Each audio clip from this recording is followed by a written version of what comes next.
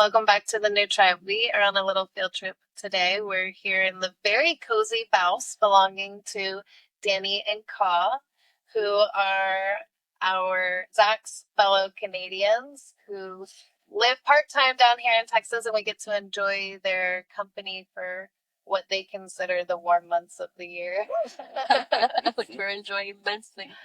Oh my gosh, which I love that the bus is so cozy and so warm today because I am every layer of warm clothing that I own, I've been wearing daily because I can't with this cold front. So I'm so grateful to be here with y'all today and you're warm, beautiful. And thank you so much. We were so grateful to be here with you in this moment. I just want to say, I think we have to introduce Charlie as well because you could hear as we were saying hello, he was also wanting to be.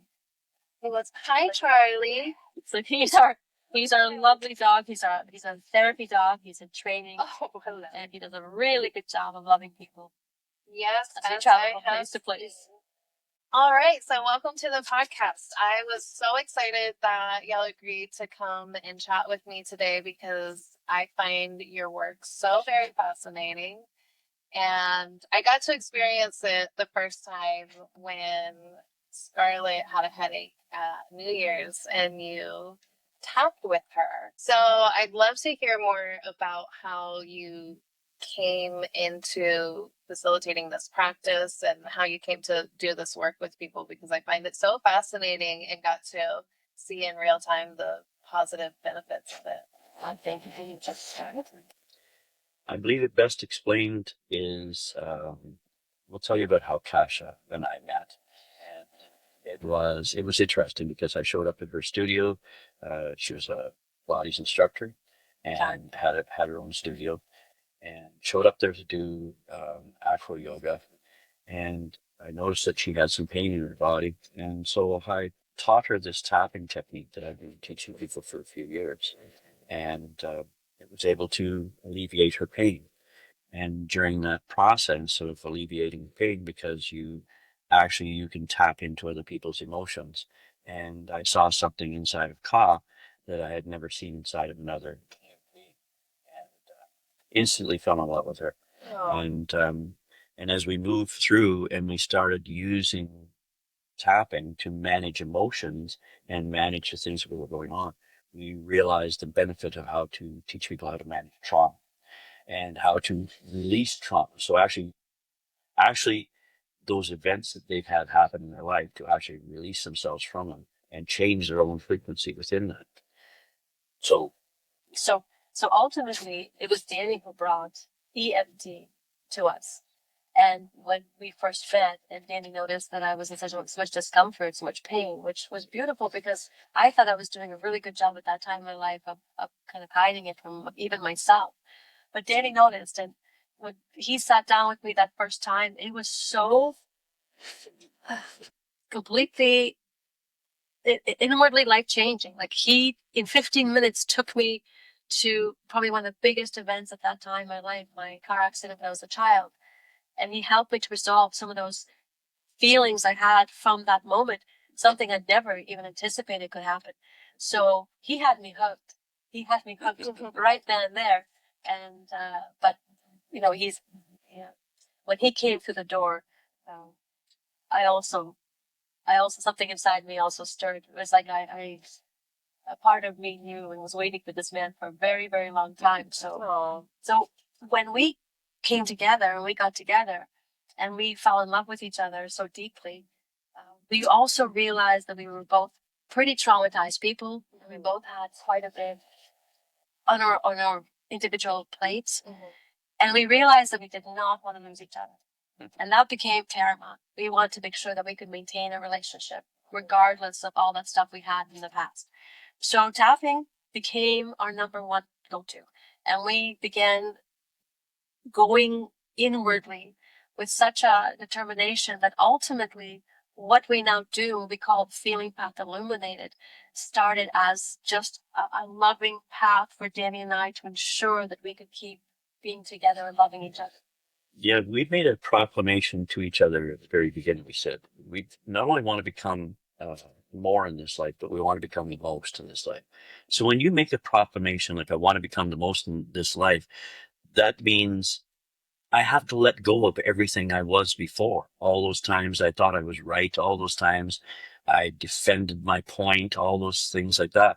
And this is where we started to notice the limitations of EFT. EFT, great tool for relief. Amazing tool. Can you explain what EFT means? EFT is emotional freedom technique. It was developed by Gary Craig back in the 90s, and it is a valuable tool used worldwide. We have a really big spot in our heart for Gary Craig and the work he's done in emotional freedom technique. But we found at a certain point in our own discovery and our own desire to heal our wounds from the past, we were noticing that we were relieving the tension, but we were never getting down to the release. And so energetically, we began to feel this overabundance of tense energy. And at a certain point, we almost felt like this, almost an emergency. Like we have to release this energy, because if we don't release this energy, it's going to release itself in a way that's not going to be beneficial for either of us. And it was with that in our hearts that Danny, because he was the one who ultimately came up with the words release. And once he brought that into the tapping sequence, and my contribution has been the different types of, like, we've actually changed some of the locations of where we tap, because our aim is to access as much of the brain connection to And get the subconscious, and to make it more accessible. So we do a lot more tapping on the head at different points to specifically invigorate and enliven certain parts of the brain. So we understand that the brain is floating. It's very it's almost like a hard jello, okay, and it's floating in a sack of water. So we know that if you tap, like when you have a glass and you tap on that liquid, you know it's going to create a ripple effect. Yes. So we are doing exactly the same with our brain. And so we're consciously deciding that we're going to reprogram certain neural roots. Yeah. And that's what TRT does. TRT goes into that deeper subconscious level, and it helps to break those patterns, those deep-seated patterns, and finally release them. But it was Danny who ultimately brought the word release into the tapping, and that made all the difference. And that was the birthplace of TRT, trauma release technique. And there was needed in there with TRT. The second stage of this was to actually, because it's one thing to take something away, to take an emotion or a frequency away, but it needs to be replaced with something. So we likened it to, if you went away and you erased the words on a blackboard, let's say, or on a whiteboard, there's still always a latent image. And if you focus long enough, you can actually bring that image forward again. So this was the pattern we were into. So we found that if we were to erase this emotional energy, this frequency that they have carried on inside of them, and then rewrite over top of it with proclamations, then this ended up being the defining point of actually feeling the benefit of a solid result that worked. And as an example, an affirmation is basically a wish for something you don't yet have. And a proclamation is a statement of fact. It's true. Something that's already is a truth about you. So it's true that we could say to you and to your audience, it's true that you're good. You're good. It's true that you're loving. It's true you're kind. It's true that you are compassionate. And I am good, I'm wise, I'm all these things. But oftentimes we never spend enough time actually focusing on the good about ourselves. Our brain is too busy telling stories of all these things from the past that happened to us, where we think that we're defective in some way, that there's something wrong with us. So as you are doing the tapping and stimulating your physical brain, you are also speaking positive words to yourself and about yourself. So it's a psychosomatic practice of rewiring your consciousness with intention. And it sounds like then also integrating kind of in real time with the practice and anchoring in that new awareness of something more positive in a lighter space where you've cleared the denser energy from the that the trauma was holding on to. Yes, precisely. And I like the fact that you said in real time, because TRT works specifically in the moment, in real time. So the way we look at it is that TRT is like you creating a self miracle. It is literally the power within your hands to rewire and rewrite your own personal story. It finally means that there's nothing you need and nobody has to help you but yourself, as long as you just know the simple little route to take yourself there. And we'll happily show you. We'll take you through it and show you. So because sometimes it's just better just to experience something and do it. But I like to compare TRT, like I said, to a inner self miracle, because you're accomplishing something that otherwise you could not do, and it's easy. Yeah, Simple. it's very simple and it's soothing, right? The tapping, we know that we can use tapping to kind of regulate and calm the vagus nerve. And you're working with the nervous system in that process to really, and from my understanding, it works in real time because you are grounding into your body. You're coming back into the moment by tapping on your physical being. You're literally making the statement, I matter, I'm important. You're saying to your body, hold up. Something important is happening right now. I am worthy of this moment. And that's why the I am proclamations are also important at the very end, because the release takes you through. It, it allows you to have every emotion, every sensation, and to never feel afraid of them anymore. So there's no need anymore to hide things from yourself, because it's actually to your advantage to be honest about it and just simply to release it. We use it in our relationship all the time. So, for example, if we're having a difficult moment and we're having tension with each other, we tap and we release that tension. And little by little, we're able to see each other again and to come back to that loving pathway. Yeah. So this tool can be used in so many ways. Not to mention, but I will. Funny saying, pain relief, just simple pain relief. Which was the experience that when you shared it with Scarlett, she was having a headache. Exactly. Yeah. And what better time than in that moment just do the technique and then just show her how simple it is to actually regulate her own body. Because we often feel and believe that we have to reach for outside sources. Like, I need that antidote, or I need something to make me feel better. But the reality is oftentimes that it's the tension we're feeling, and all we actually need to do is just to calm ourselves down. And as soon as we do that, within just a few moments, we're feeling better. There is a science behind tapping on the body and tapping on meridian points. It's been around for 5,000 years. It's called acupuncture and acupressure. And what they found with tapping with EFT and TRT, what we're doing, is it lowers cortisol levels in your body by 25% within seconds. And also it starts to boost up all those good feeling ones like dopamine, serotonin. So all these beautiful hormones start coming up into the body, and it starts to flood the body. Your natural painkillers. Yes. So you now have a natural painkiller flowing through your body. So it's great for reducing pain. It's just so it seems that the more you utilize the technique, then the more powerful the technique becomes, as your body would understand. Like, let's say I'm in a stressful moment with my kids and I'm feeling that overwhelm come. And as you were saying earlier, that oftentimes our self-care work is just sort of venting a little bit.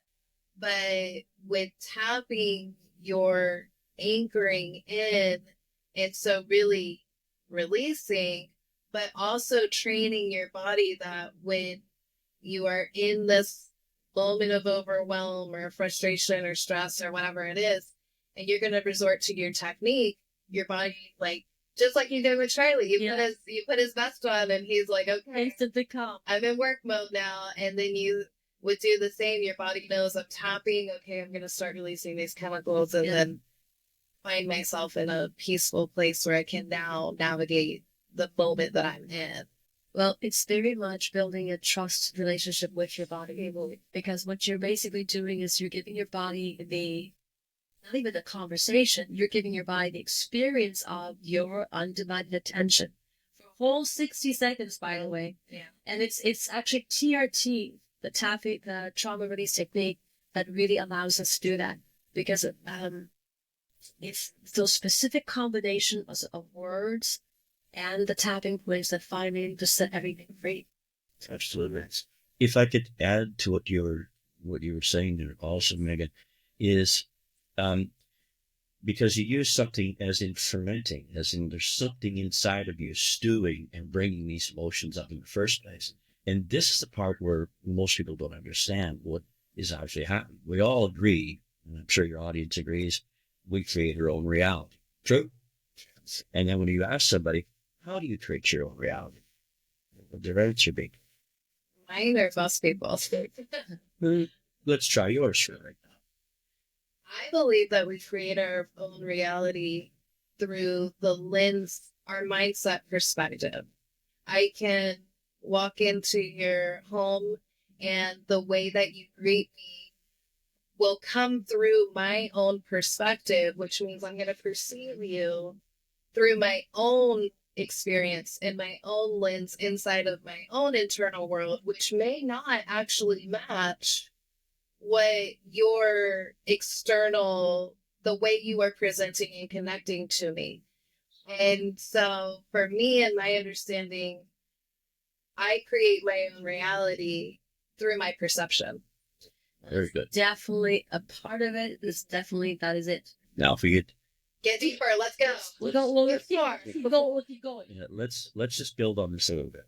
Imagine, if you will, and I'm sure you're aware that everything is frequency, everything is energy. Mhm. So we know that emotions have particular frequencies. They operate, so say anger operates at 14 hertz of the body. So we know these things. So the challenge with our mind is our mind thinks so many thoughts. We think 30 thoughts a second. It's hard to use your mind to try and figure out why things are happening to you in your life. So everything in here is on automatic. So if you are feeling a particular way, you're broadcasting out a signal.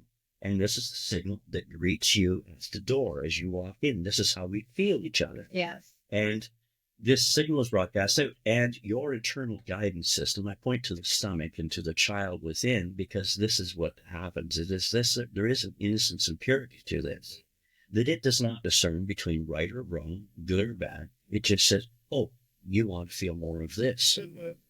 The challenge with this is that many of the frequencies you're giving off, many of this energy that is attracting other things into you has been given to you by somebody else. Yes. It's not yours. It's something that happened to you earlier on in lifetime. So if we can take that energy, that frequency, and we can release it, then all of a sudden we stop creating from here.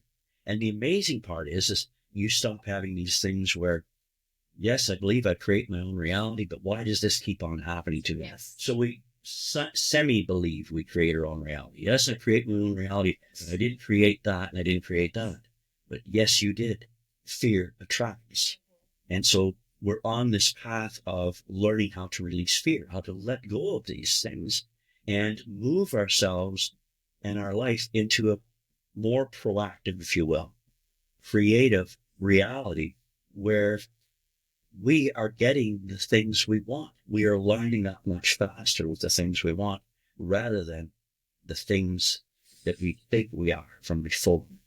Yes. So for an example, just a quick example, and then I'll turn it back over to my lovely Kaw. Just for a quick example on this. Is there, and ask everybody in your audience, ask yourself this question right now. This is just a yes or no, no details. We don't need to know anything. This is a simple question. Is there an emotional event in your life that when you think of it now, you can still feel your emotions come? True, and true for everybody. We're sure of this. Now, that emotion that's coming up, if you could describe the emotion, what's the emotion you're feeling when you think of that event for you? Anxiety. So that anxiety that you're creating, and let's just give the event a name. Let's just call it your 7 event. Okay, so that anxiety you felt at that 7 event, and when you think of it now, you're still broadcasting that out. So what are you going to do? You're going to create things into your situation. You're going to bring it to things in your life where it's going to make you anxious. Mm-hmm. Now, anxiety is fear. Yes. So as we start to dispel the fear and the anxiety from that sudden event, then all of a sudden everything else dissipates. So now we go back to, okay, creating your own reality, because so what's happened now is that after the sequence of tapping, that portion, that active portion of you that was emitting that signal is now quieted down. How do we know? Because you can say, I feel her. She's one in with me, and you actually pulled your energy in towards you.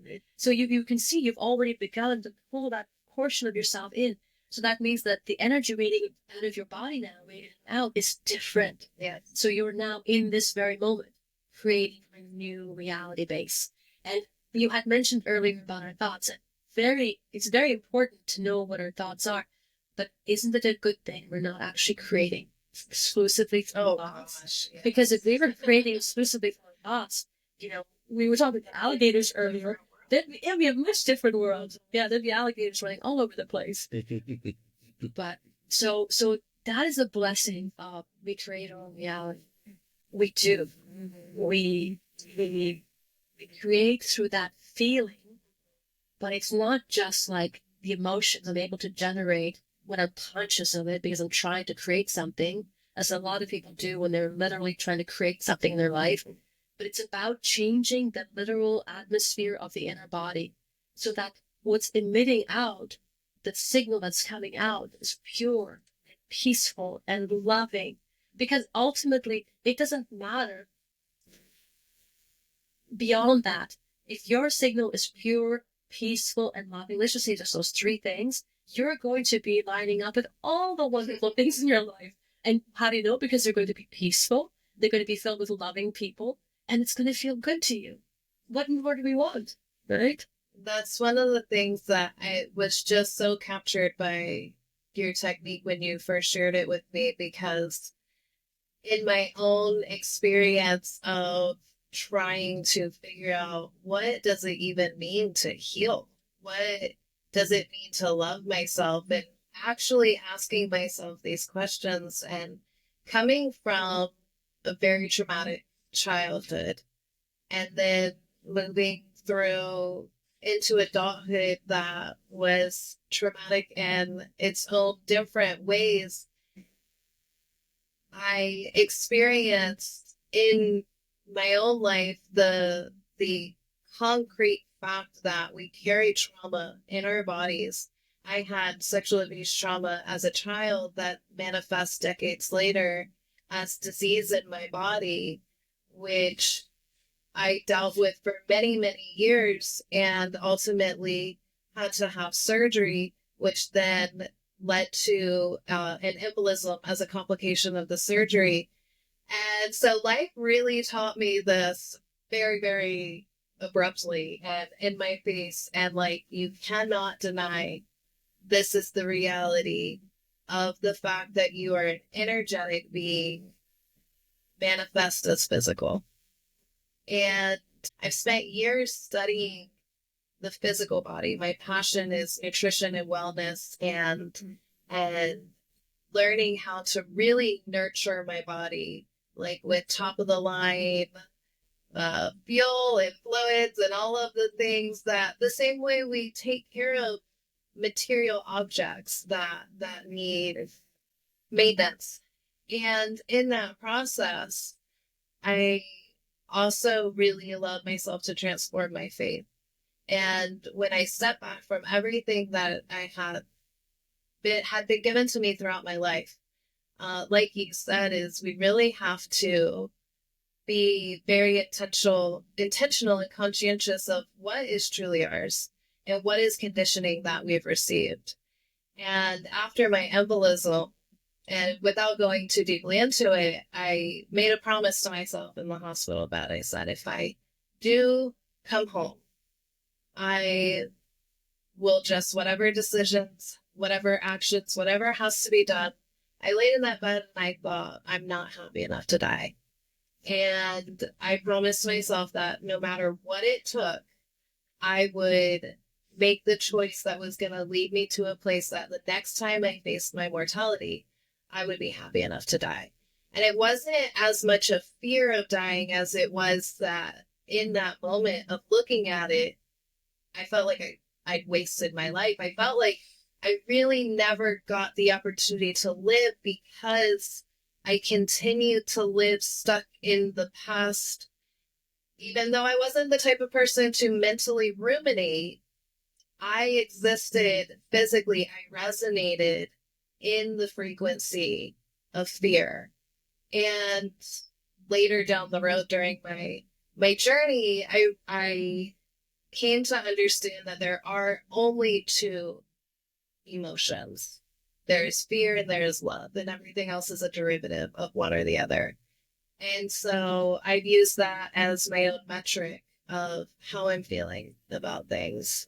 And everything that you have taught me already and you're sharing today has resonated so deeply with me because I've experienced, not with your technique, but I love that your technique can takes all of this and concentrates it into an actual practice that we can be intentional with. And it means so much to me that you're sharing this with us today, because this is the message that I feel so inspired, is that we have nothing to heal from. Our lives and our experiences, no matter how traumatic they may be, are the perfect experiences for us. We have to exist in them. And it's just a matter of being and of accepting ourselves in our being. And so when we get the opportunity to share space with like-minded people who also understand these things, it got me so excited to hear more, because I know that you two have spent your own lives having your own journeys, and you've had your own similar but different experiences that have led you here.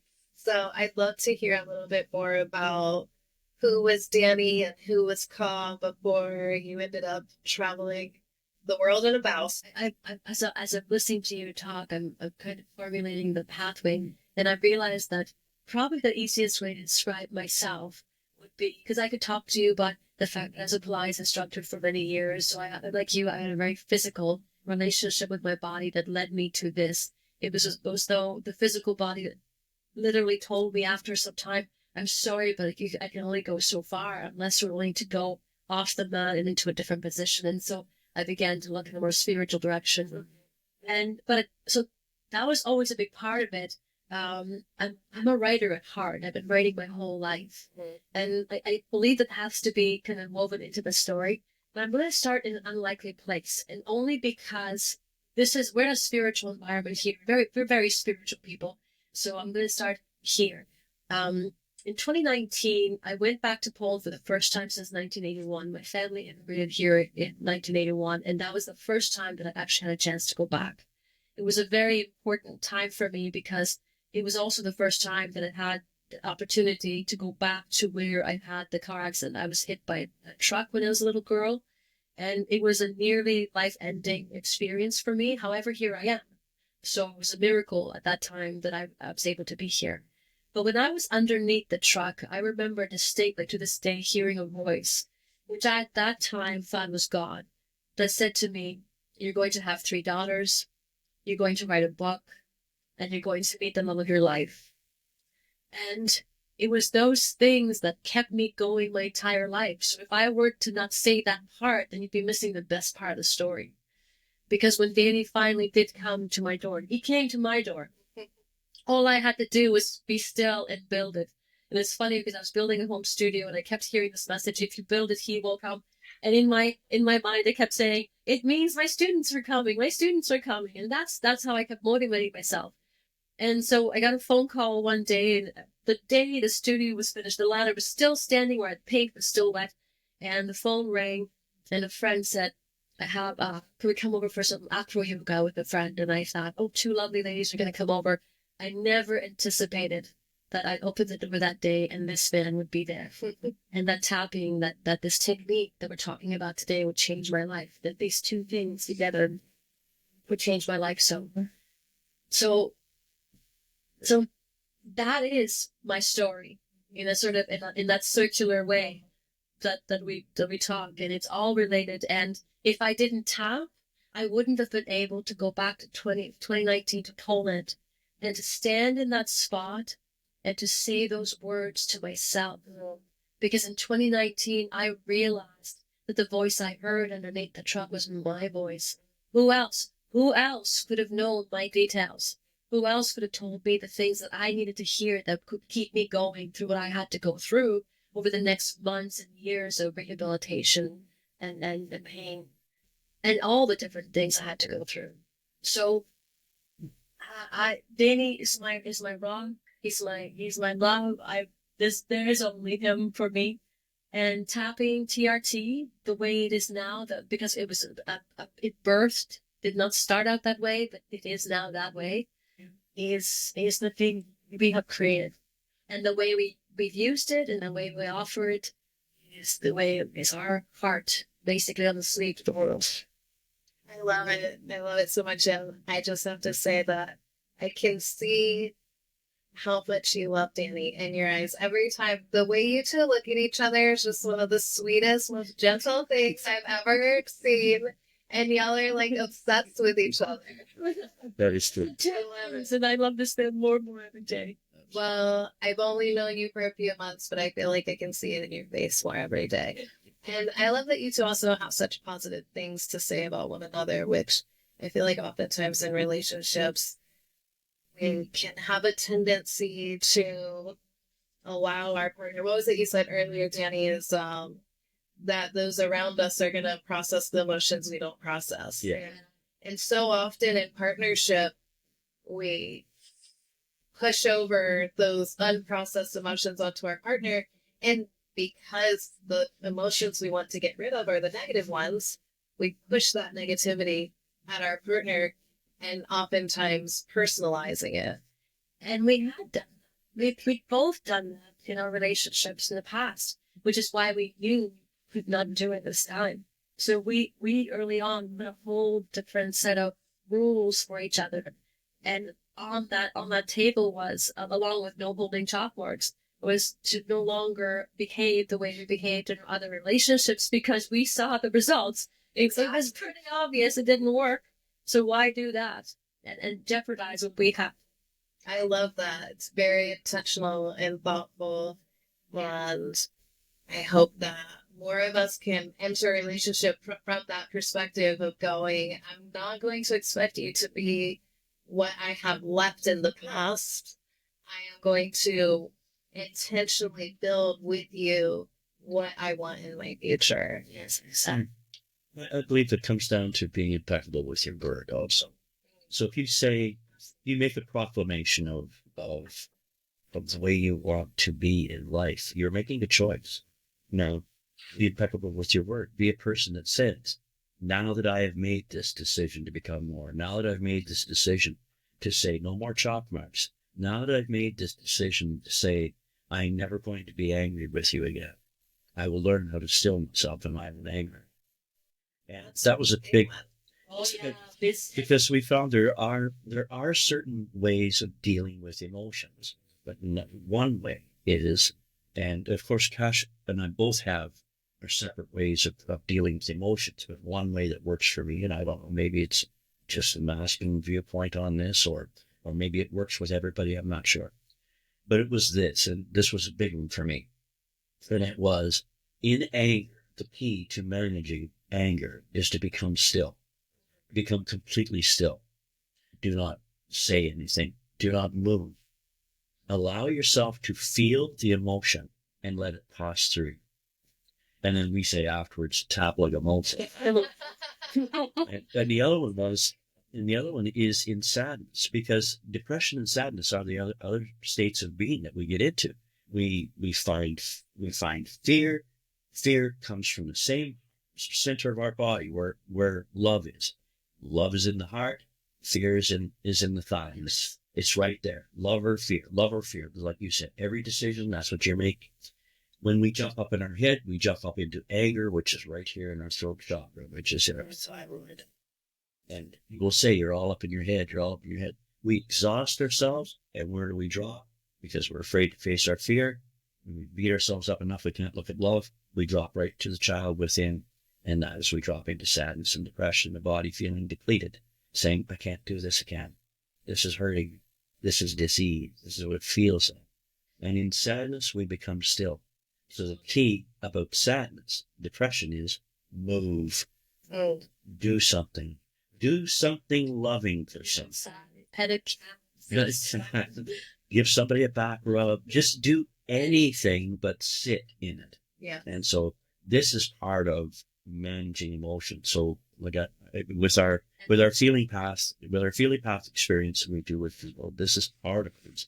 Teaching people how to manage the emotions you're having, because we've all become so volatile in our own emotions. Well, and I think too that so many people just don't even understand that. I love the way that you just illustrated that pathway that we travel that we are so disconnected from. Yes. More often than not, we're not even capable of identifying the emotion or connecting it to a source, either external or internal.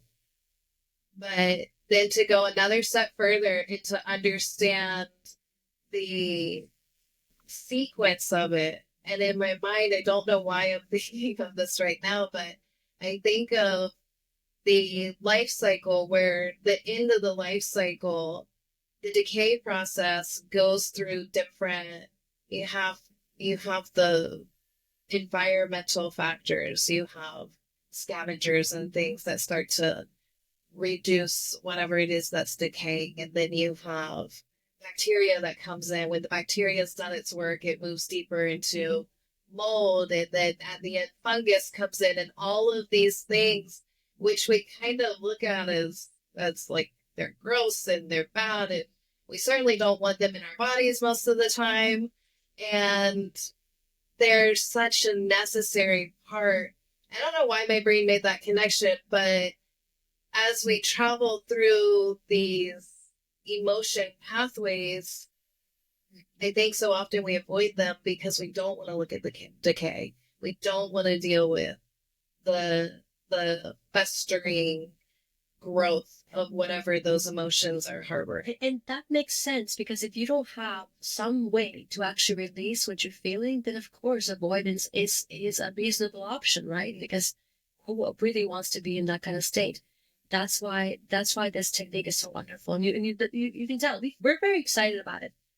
I'm excited about it because it works on such a profound level, and it's so simple. And one of the things that is often difficult to circumvent is our subconscious programming. Mhm. So, like you just said, like, I'm not sure why I chose this thought. That's subconscious. Yeah. That's your subconscious mind going, oh, weird. So the wonderful thing about this technique, TRT, is that you can decide consciously exactly what you want to release. So what happens is you become very aware of yourself. You become very observant as to how you're behaving, what your reactions are like, what your responses are like. And you start to kind of cherry pick and decide, well, okay, I like this. I kind of would like to change that. And anything you want to change, just simply tap and release. And I always use the example, you're standing at the sink and you're washing the dishes, and all of a sudden a thought comes into your mind. So we would say at that moment, just turn off the water and take that 60 seconds. And in that moment, clean your inner self up. And what that does is that you don't have to worry about how am I going to get into these bigger things, or how am I going to release this bigger pattern, because what's going to happen is that every single time you catch that little one that you think is so inconsequential, suddenly your psyche will take you right to that big one. And you're going, oh my God. And all you have to do then is just continue the pattern, continue that cycle. So, yeah. That's beautiful. I love it. And again, it's one of the reasons that I'm so excited about the work that you do, because there's such a huge call towards healing. Everyone, I think in the last decade or so, we've become aware of what trauma is and how we experience different things as trauma. And now everybody's like, okay, I gotta heal. And I think we touched on this earlier, Danny, is we heal, but then for a decade, nobody's really said, what happens afterwards? What are you and who are you when you've healed? Because if you are a being made of your conditioning. May I do this one? Yes. I remember to share your story too. Yeah, we got sorry, we derailed a little bit. But It's all right because Yeah, exactly. it's because the story is ongoing, and the story really doesn't have a beginning and it doesn't have a middle. It's ongoing all the time. But I believe this, and Kaw and I came across this years ago when in the synchronicities that everything happens. We had gone to this town. I had a contract with libraries. I was fixing some lithographic equipment for them, and this lady walked up, and she's got a library smock on, and she's got this beautiful white hair, and she takes this periodical, this magazine, and she sets it down on the table in front of the car, slides it over to her, and puts a smile on her face, and then walked away. And I said, something's not right here. And she goes, why? I said, why? Says, why? And I said, because this table and all the library staff know this table is supposed to be kept clean. This is a study table. Nobody's allowed to put anything on it. So we said, well, there must be something in here that we're supposed to see. So as we leaped through this periodical and broke the pages, it just jumped right out. There was an article in there. There was a biography written by one of Isaac Newton's students. And it was a whole different portrayal of Isaac Newton than we'd ever heard. Like, the guy who we assume had the apple, the Adam and Eve apple, hit him on the head and discovered gravity. Like, come on. That was something else there. Maybe we won't even go down that. But one thing that he did say is he said that he thought it was such a great travesty that we'd taken God out of everything and put it into a man and started worshiping a man. And he said, whereas God is in everything, and this is the sensorium of God. This is where God comes to feel itself. Because in truth, you really don't know something until you've experienced it. Otherwise, it's just an opinion. It's just a perspective. But you truly do not know something until you've experienced it. So, for God to experience itself, it manifests physically, you and all of us, as a unique expression of itself. So, what are we doing here? We are here to forget who we are, that we're God, that we are creators of our reality. When we say, I believe I create my own reality, you are saying, I believe I'm creator. Very profound, right? Absolutely. And so if I am the creator, then what is my purpose here? Well, it's here for the experience. But then what would make that experience the richest experience I could possibly have as a creator? Oh, completely forget that I'm the creator. Completely forget that I'm creator. Give myself all these trials and tribulations so that eventually I could find my way out. I could rediscover the fact that I am good. I am love. I am kindness. I am compassion. I am the creator of my reality. I am guided and protected. I am safe. There is nothing for me to fear. Fear is just an expectation. It is nothing else. You had made a very good point. There's only two things, love and fear. Ultimately, there's only one thing. There's only love. Because if fear was the only thing, then fear would eliminate. If evil was the only thing, it would quickly eliminate all good from the world. So we know for a fact that obviously good must be the foundation of what is here, because only good would allow evil to still exist. Which is why fear is an illusion. Exactly. It's a gift. It's the opposite of the good that we are. So it's our ability to actually have this moment. It's our ability for me to be me and for you to be you. For us to have this apparent separation when we actually know at the very heart of things we are one. We're only one being. Here's you, here's me, here's Danny, here's Zach, here's everybody else. Yeah. We're all part of the same thing. But the magic, the gift, is this illusion of separation. The gift is that we forget that we are all one. These are all gifts. We've just forgotten. We've forgotten that these are gifts, and we get upset now at the gift. Yeah. No, I love that you go into this perspective because, as you mentioned, we are very spiritually perspective people. And I think a lot of times people become offended by this audacity to believe that you are God. and that you are the creator, because biblically, God is a man.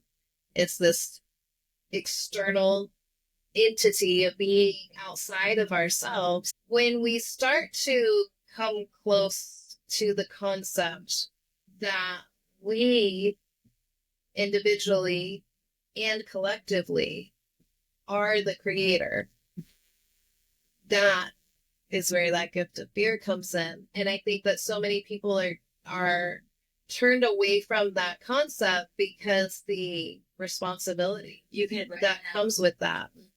And then there's also the space where there's this understanding of the oneness, that you're a drop of God, I'm a drop of God, we're all a perspective of God, like the fractals of light. And that's enough. I am the creator. I've done all of this and you're just projections from me. But that's still a space of the ego where we have to step outside of that one more time and go, if I'm God, then you're God. And that's the space where only love can exist.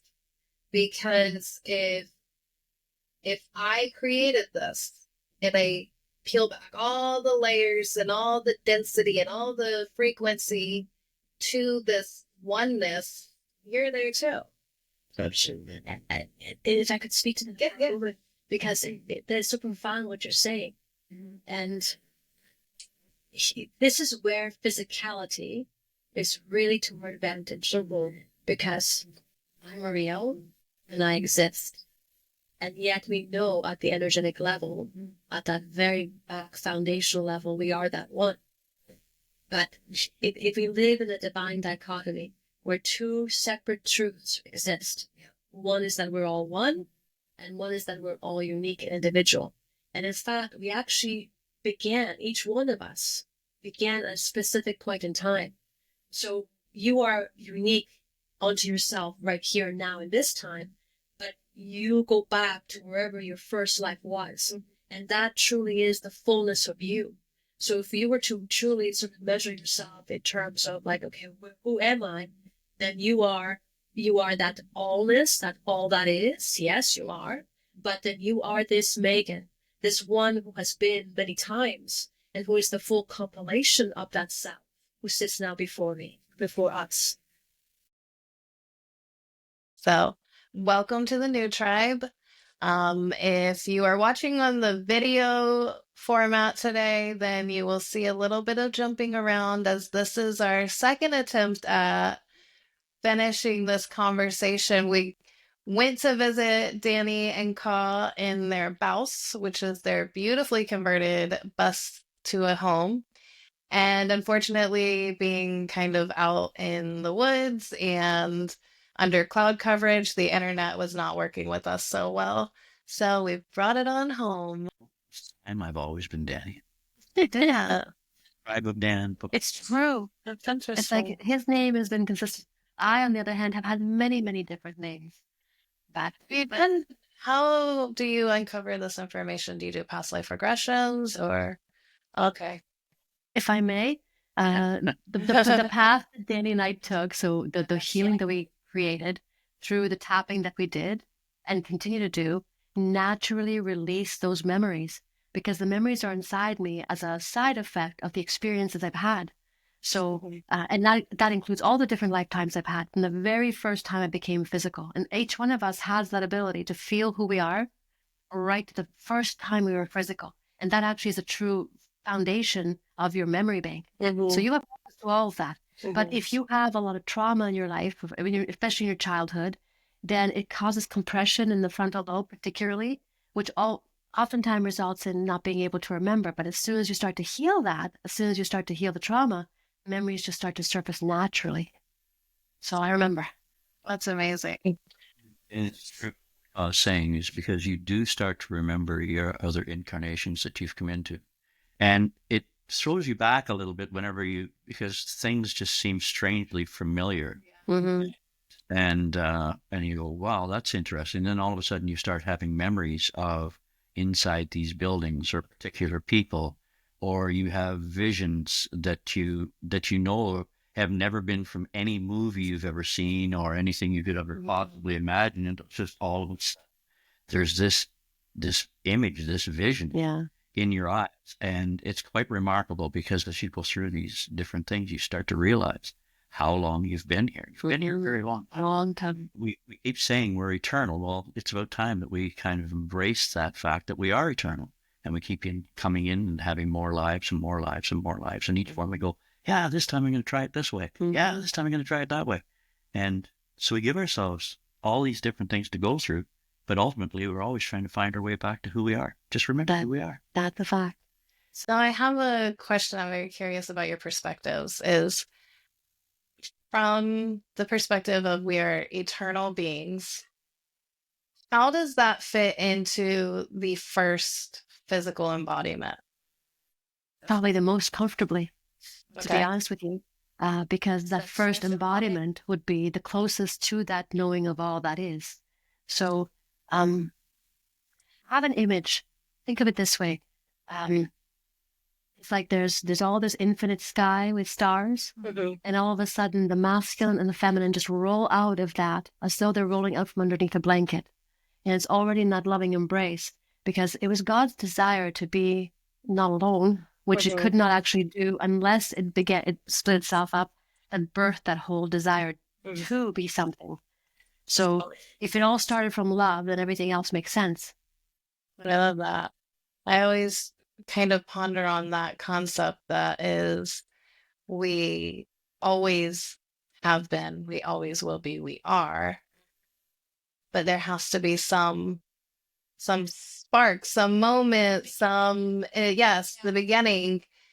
And so our beginning would be just a transition in God's own experience. Okay. Exactly. There's a wonderful book coming out called At the End of Fear. And as a very first chapter is the very explanation you're looking for. So that's Dan. It's the author of this. This is Danny's new book coming out At the End of Fear. Yes. Yeah, we're very excited about that. We actually both have books coming out at this time, but this one in particular, Danny does a beautiful job of explaining his perception of that initial beginning. From a vision. So it was the actual vision that I started to speak from, and it was quite remarkable actually to have this experience. I can share it if you wish. It was basically this. It was actually about, we'll call it being in the void. So there was just nothingness, right? There was no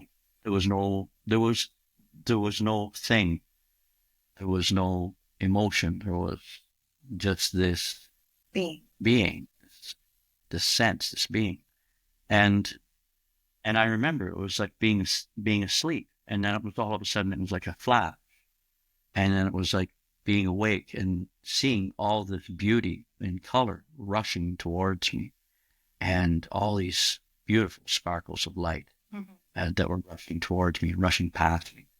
And then in that I saw this blue light, and so this blue light, and that's the one that captured my interest. That was this blue light that was swirling around, and I can remember feeling interested. And then from there, it just seemed like we went from, and I had this sense of I all of a sudden, like I and that, and I and that, I and that. And so I remember thinking that there was more now than just one of me. But the first thing that I felt in there was just the awe of beauty. And then all of a sudden it was everything. Everything was here all at the same time. So the whole realm, everything was here. So like nowhere, now here. That's on the back of my book. But let's get into the topic of your tapping technique that you have developed, which I find so fascinating. And I want to share it with our audience because it is such a profound but simple technique to use in any moment that you're dealing with I'll let you take over the explanation of it. At any moment you have a sensation in your body that you don't prefer, a thought that you would like to take care of, anything in your experience that you would like to change to make it something different. The bottom line is that the TRT, trauma release technique, gives you the ability to catch yourself in real time. It actually encourages you and inspires within you a practice of self-observation. So you become really, really in tune with yourself and what you're feeling, what you're going through, what you're thinking. It gives you the ability to circumvent or change the pathway of that action. Mm-hmm. So for example, if you have a pain in your body, you can eliminate that pain. It's like we like to call it sometimes better than an Advil. Oh, absolutely. It's the ultimate pain release. The foundation of what we do is the tapping that Kaw's talking about. The foundation we do was built from Gary Craig's emotional freedom technique, which is EFT. And we're very grateful. We're very, very grateful. That amazing foundation for us. That was the solid stepping stones that we built TRT on. Absolutely. And what we found with EFT is a fantastic tool for finding relief in the moment. So relieving pain, relieving stress, relieving anxiety. However, for the work that we were doing and the people that we were working with, because we work with a lot of heavily traumatized people, PTSD, sexual assault cases and that we found that the relief wasn't enough. It was like taking the pressure cooker on the stove and then just releasing the valve is what EFT was doing. And we needed to shut off the stove. So through our work, we ended up discovering that by using more of the tapping points than what was currently being used in EFT, and by changing the structure of the verbiage within it, we could actually get in deeper. We could shift the subconscious, and we could release traumatic events from the past. So in essence, PTSD is reversible. Mm-hmm. It is reversible. It is not something that we have to live with. It is not anything that has to be debilitating. Now, once again, I just want to say this. As always, it's a person's choice. Mm-hmm. If a person chooses to stay in those states, then that's fine. And even in that, we can still bring people that are in those states, we can still bring them into a state of relief. And sometimes as simple as just acknowledging, because we are at the base, acknowledging that if we shift, so if we see somebody suffering with something and we shift the energy in ourselves by doing a TRT sequence, we in that way passively, because we don't want to push somebody into anything at all, but we passively clear that energy because we're clearing it ourselves, therefore acknowledging that oneness, that one unit of all of us. Mm-hmm. So in that way, you can help your relatives, for example. So if you have a active tapping practice, and you have, let's say, because a lot of people find themselves very spiritual, but disconnected from their family, tapping can be the bridge to bring them in. Because as you release whatever it is that you feel that they're causing in you, you're opening up the space between you and that person. And on your side of the door is a loving, open, receptive nature. And no matter where they land in their resistance to you, it doesn't matter, because you just keep tapping and releasing whatever they present at the door. And eventually they're able to step through. And so what it does is it creates a unity with people in a very gentle, non-pushy way, which is really important as we're all becoming more telepathic with each other. Mm-hmm. Because as we become more telepathic in real time with each other, all of the emotions we perceive to be private, in actuality, are being pushed out to those around us. Mm-hmm. Generally, it's the people closest to us that feel the most from the boom from that. But really, it extends to everybody. There's no distance between any of us, because ultimately it always goes back to the same thing. We're all one. Mm-hmm. So with that always in mind, this practice can be a powerful ally. I believe in the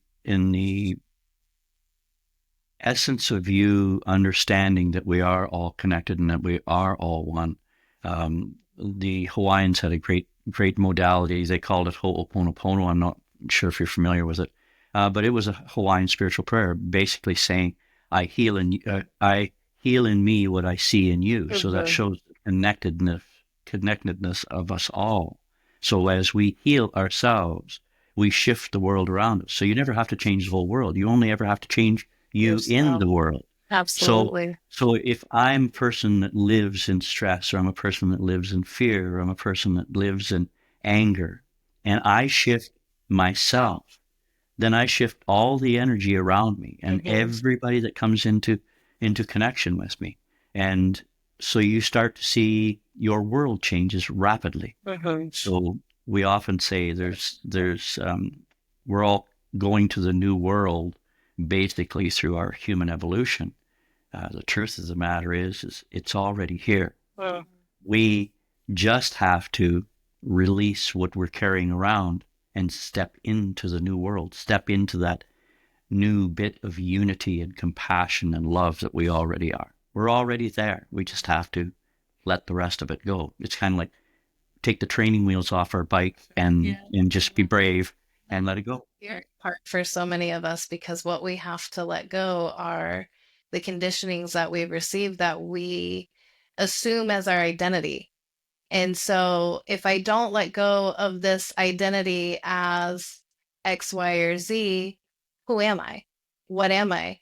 And as I've walked my own spiritual path and healing and coming through my own complex traumas, I am the type that I always need to know why. I need to know why something is, why it works, how it works, all of the information. And as I intuitively came to begin to understand what you're referring to as the oneness and the connectedness, I wanted to understand why.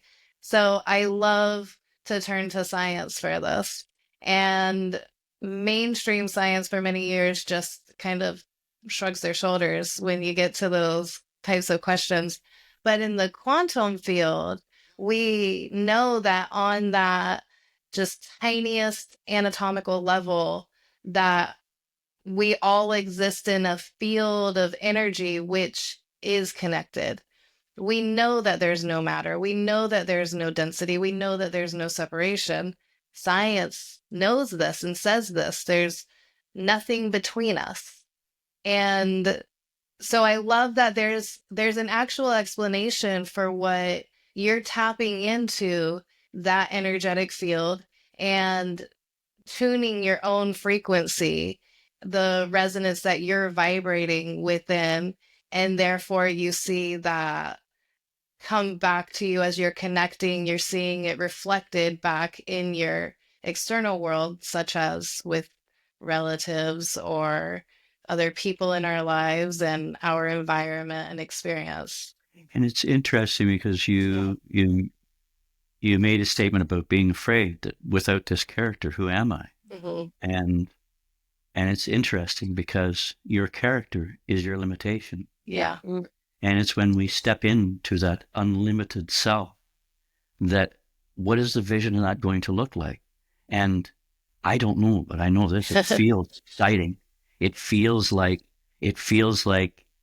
wow, I'm going to create from love from now on. I'm not no longer going to create from anger. I'm not going to create from fight or fear or any of those other emotions that have kept us in this loop for millennia after millennia, just fighting and killing and fighting and killing and anger, and we've got so lost in ourselves. We've completely and thoroughly forgotten who we are.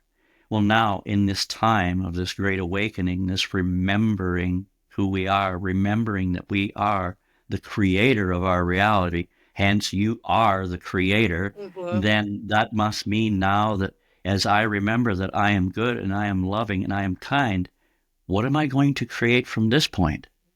And I will say this, the other world will keep on remaining in because there are people that want to feel those emotions. There are people that want to experience that. It would be like going to the theme park.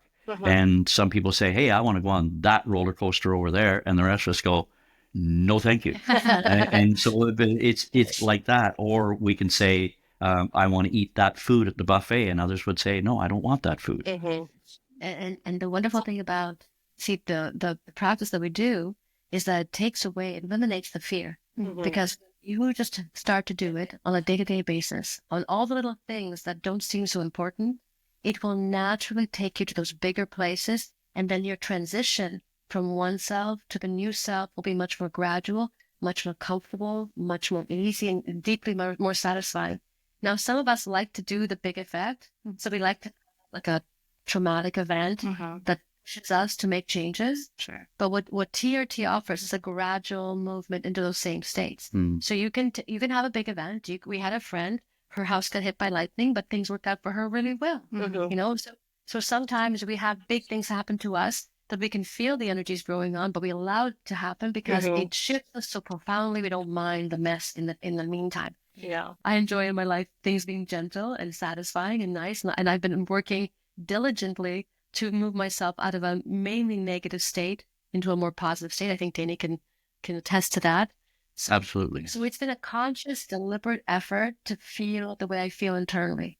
It hasn't always been an easy uphill climb, but it has been a steady uphill movement, which takes out the fear.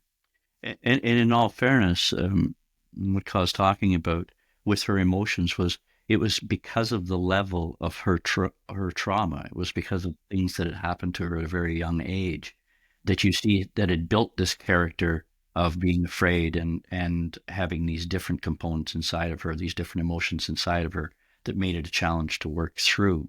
Now, I say a challenge to work through only in the fact that it took a little bit of time, that's all.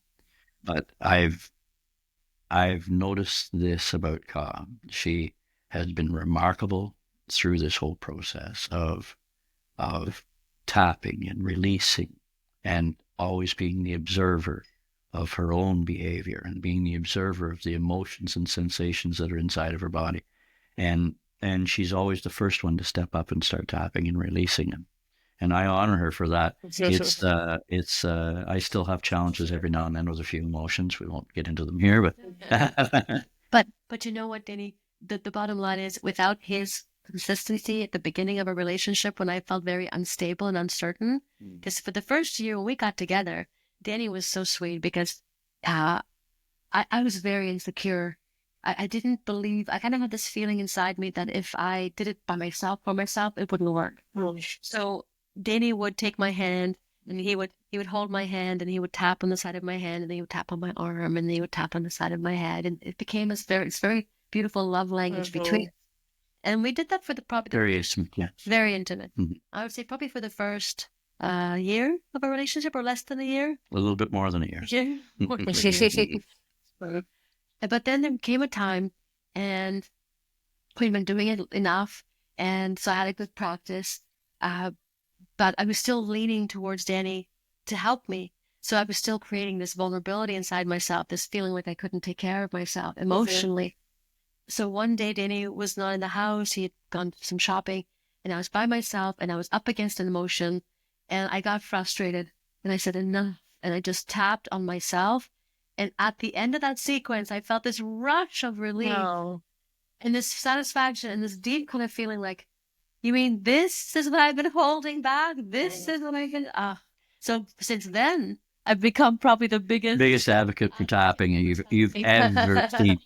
Yeah, she's our cheerleading. I love that. Surprised you that I should have brought it with me. Yeah, that's amazing. Because it is that remarkable when you have these breakthroughs and you're the creator of your own breakthrough. You're the designer of it. You're the person that has allowed this to happen within you. Yeah. Then all of a sudden, for the first time, you get that sense of victory in yourself, this victory over a moment in your life that just prior to this was debilitating for you, that would put you down on the ground or put you into a state of depression for days at a time. Like I know that used to be mine was years ago. I used to go into these states of depression. I rode these high highs, and then I just plummet into these low lows. And then whenever I discovered that it was me that could bring myself out and bring myself back up into a state, then all of a sudden life started to get a lot smoother. Because there's one really, really interesting aspect about all this. You would think, because everybody's always telling us to be happy, find joy, do these, be in love, be all this. But I believe the one emotion that Kaw and I have found that seems to be the highest frequency you can hit is calm. Because in calm is clarity. Yeah. Because in calm is a platform by which you can oversee every other emotion and you can step into wherever you want.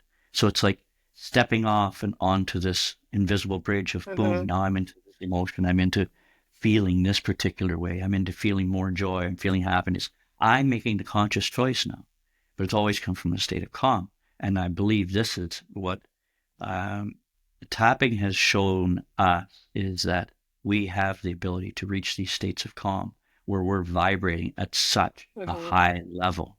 And we always say to people, calm down, but it's actually calm up. Calm up. Because when you calm up, you are actually raising your vibration into this beautiful state. And it's almost euphoric, and as you feel it, yes. And from calm, everything else is easy. Excitement's easy from calm. Love is easy from calm. Even if you fall down into feeling off, it's easier to come up to calm than it's happy. Because happy seems like such an unreasonable expectation when we're not feeling it.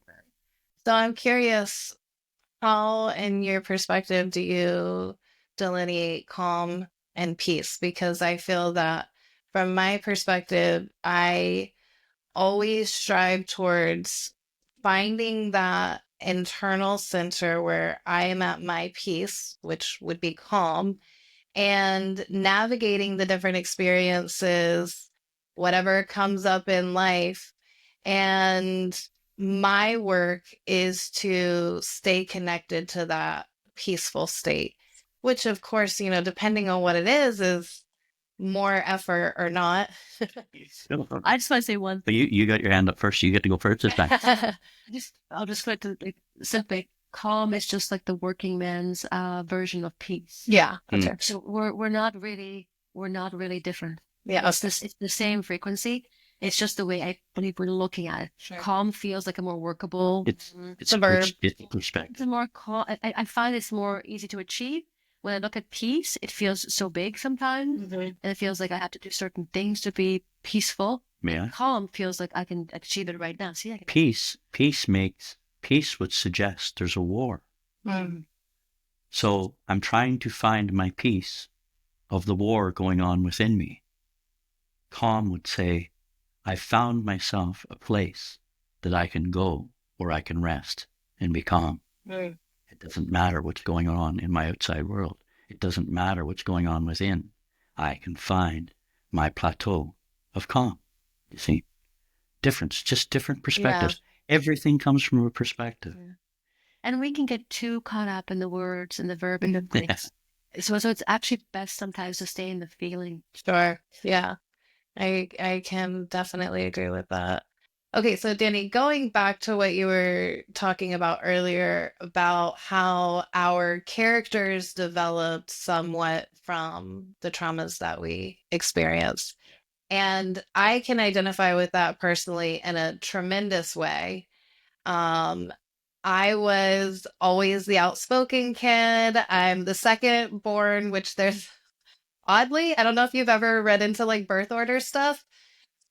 Oh, yeah. So, as the second born and the first daughter, I very much fit that role. And I've always been the most outspoken and kind of the black sheep of the family and took everything from under the rug and pulled it out. And so, even as a young child, I was always sort of the problem child. Even though I wasn't actually creating problems, I realize now in retrospect that I was pulling out problems I didn't even know were problems and putting them in front of everyone. And so I grew up with this sort of characterization that I was problematic, I was difficult, I was creating all of this turmoil, but that never, I couldn't understand it. I was so confused within myself because I was being treated this way. I was being, told these things. I was being identified, in third party conversation of, oh, Megan, this, that. I was being programmed, but my internal knowing and my understanding of myself and my awareness of what my intentions were, I struggled so much because I'm like, how can I be so disconnected from myself? how is it that I believe that I'm doing the right thing? I'm doing good things. I'm trying to be loving, but it's being like blown back at me always like, you're wrong, it's bad. And I spent so many years just struggling with that until much later in life when I did start to realize, oh, I was pulling things out and putting them in my mom's face that she was trying very hard to ignore and to put on her own blinders towards. And it definitely took me becoming a mother to be able to shift that perspective and realize, as a child, I'm like, why am I the bad guy all the time? But now I go, oh, I was the bad guy because that was like deep. I was like digging into some pretty deep wounds there, but unintentionally. So all of that to say, especially, during my teenage years and my younger years, I just kind of was like, well, if I'm the problem child, I might as well be the problem child. It's like eventually you kind of, if you're going to get slapped on the wrist so many times, you might as well do the crime, right? And even though I never got in any kind of trouble, it was an identity that I accepted about myself. I accepted that I brought problems out. I accepted that I was the instigator of turmoil or contention or whatever, even though in my heart I knew it wasn't true, but I was like, that's what is being reflected back to me. So that must be true. And I am the one that can't see it. I am the one, like, that's a problem with me. So it was like layers and layers of how I was bad. And I received those conditionings, which I assumed as my character until I go on this journey for myself and started to understand that. So when you're working with people and you can kind of trace this pattern with them, how do you go through that type of helping people do you try and even bring an awareness or you just clear it? Well, both. Okay. Because the power is in the knowledge always. Sure. So let's say, for example, you go through three different brain phases, three frequency shifts. So a child under 6 is on one brain frequency. That is their hypnagogic state, where they're just sitting there, just consuming. They also, at that age, have the greatest emotions because everything is big. And then from that 6 until about 10 or 11, they go through another shift in there. And in that is where they're just kind of acting out everything that they've seen or everything that's happened to them. And then by the time they hit 13 years of age, they go through that other shift, which we would call the adolescent brain. And in that, they start reflecting back on their own selves and judging themselves. So I'll let this is a topic I'm actually quite passionate about. Yeah. Because the neurological shift of the children that they go through that occurs to them is so profound and so kind of not understood by people. So we so seldom actually look at a child's brain development in relationship to how they're behaving.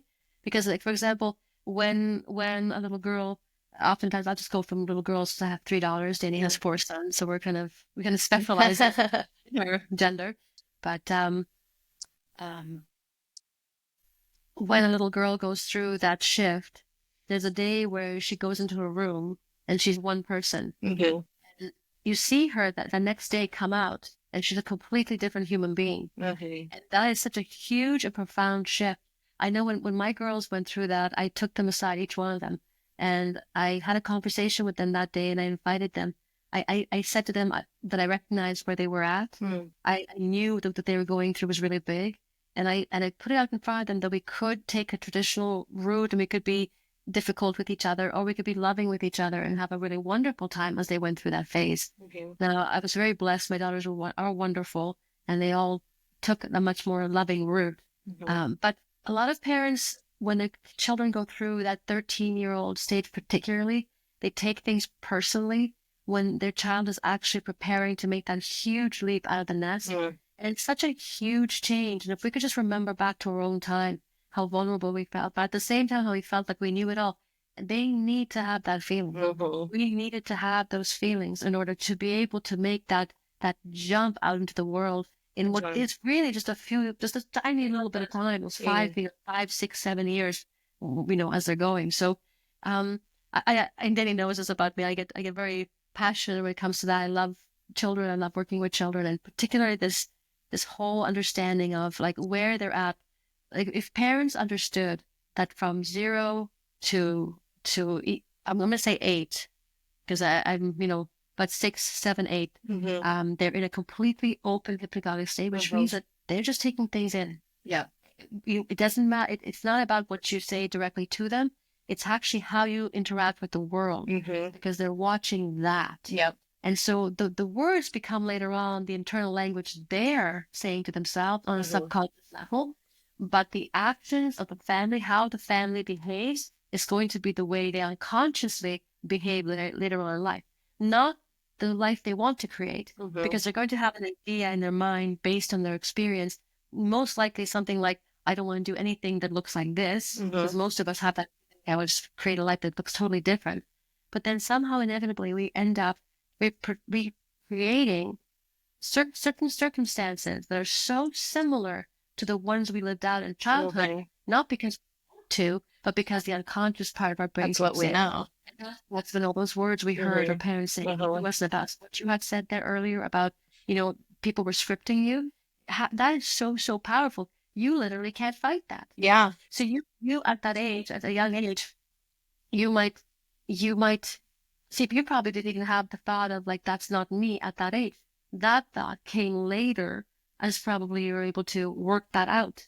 Because in the moment, most children, when they are given such a thing like that, most of us just kind of accept it. It goes in, it hurts, and it becomes part of our story, part of our character. If I could too, I'd like to add in the physiological effects too that are happening to a child as a child's going through trauma in this part up to the age of 6 or 8 in there. When something happens in that child, they do not have the cognitive ability because they are, remember, they're in a different brain frequency altogether, just where they're absorbing information. So when something big happens, when something fearful happens, they do not have the cognitive ability to do fight, flight, or freeze. They can only do freeze. So when this event happens to them and they freeze in that event, for them to survive, they will bubble that off in their reality. So then they spend these next 6 years, let's say, after the event, just trying to contain and just move on the next day. When they start coming into that adolescent awareness, the I that they become whenever they're 13, they start to have this I statement. That's whenever they get all cocky with the parents and they know everything. I'm not saying that in a bad way, because we all go through that, but And it's necessary. Yeah. so, but when that happens is with the lack of understanding of survival mode and anxiety and its effects within the body, the physiological effects in the body, that 12, 13, 14-year-old then starts looking back and saying, stupid me. What was wrong with you? Why didn't you say something? Why didn't you run away? Why didn't you go tell your mom? Why didn't you do this? Why didn't you do that? And so you end up beating up you because of your lack of understanding that this child, this innocent child, had a physiological response to fear, to stress, and it froze. Yeah. Plain and simple. So the next part of the journey then, as people come into us in their adult life and to release them from those events, it's always a different part thing. First, we have to go in and apologize to the child for ever saying all these bad words. And then we have to deal with the young teenager, who's full of attitude and anger. And so angry, because what is anger? Anger is just a kick off of fear. And because they're so angry, then we have to deal with that portion of it. Because you'll see the events just keep recreating themselves. One fearful event creates another fearful event, creates another fearful event. And the child will forget about the automatic bypass, about that bubble where there's protection around them. They don't understand why the next day they have a fear about something.